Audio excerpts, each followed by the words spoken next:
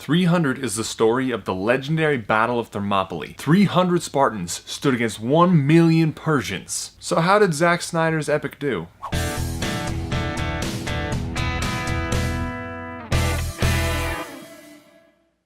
Hello everybody and welcome to History Abridged. It's history, just shorter. Today we're going to be looking at the movie 300 and seeing how accurate it is or isn't. So how does it do? Well, at first glance you can pick a lot of holes in it. For one, the movie tends to ignore all the other Greeks that were actually at that battle. Different sources put that number between 3,000 and 14,000 other Greeks besides the 300 Spartans. It ignored the fact that Spartans actually wore heavy armor, and there's very little evidence to support the idea that there were 1 million Persians invading Greece at the time. The poets will say anything from 800,000 to 4 million, whereas modern scholars put the number somewhere between 70,000 and 500,000.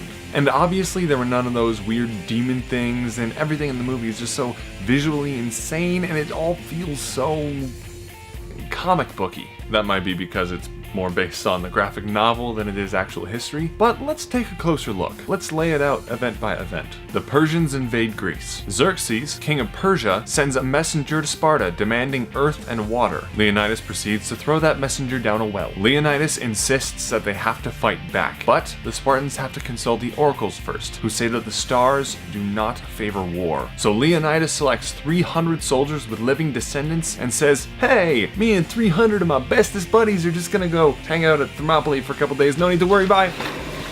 And thus they met up with the rest of the Greek forces. The Greeks hold the Persians for 2 full days of battle, and everything looks good from the Greeks' point of view until they're betrayed by one of their own. A man named Ephialtes told Xerxes about a mountain pass that he could use to bring his army around the back of the Spartans and flank them. A runner informs Leonidas that the Persians are coming, the Persians are coming! So Leonidas dismisses the majority of the force and just keeps a small rear guard. In the movie, just the remaining Spartans, when in reality it was closer to about 1,500 soldiers. The remaining Greeks are encircled by the Persians, Leonidas is shot down, and the majority of that rear guard is slaughtered. So even though a lot of the details are incorrect or just embellished for dramatic effect, the majority of the events actually line up pretty perfectly. The way things played out in the movie is more similar to the way things played out in real life than most historical epics. Looking at you, Braveheart. However, that may just be because it's already an extremely cinematic story. The most embellished part is really just the crazy visuals, which, like I said, is mostly because it's based on the graphic novel by Frank Miller. But the most interesting part to me is that this movie plays out like a Spartan propaganda film. The Spartans don't wear armor because that's how the Spartans saw themselves. Huge, tough, manly, and invincible. If film existed back then, I would bet that the Spartans would say that this is the best piece of art that has ever been created. Obviously, it embellishes, because, you know, it's a movie. It's gonna do that. But for the most part, it's surprisingly accurate. So, you know,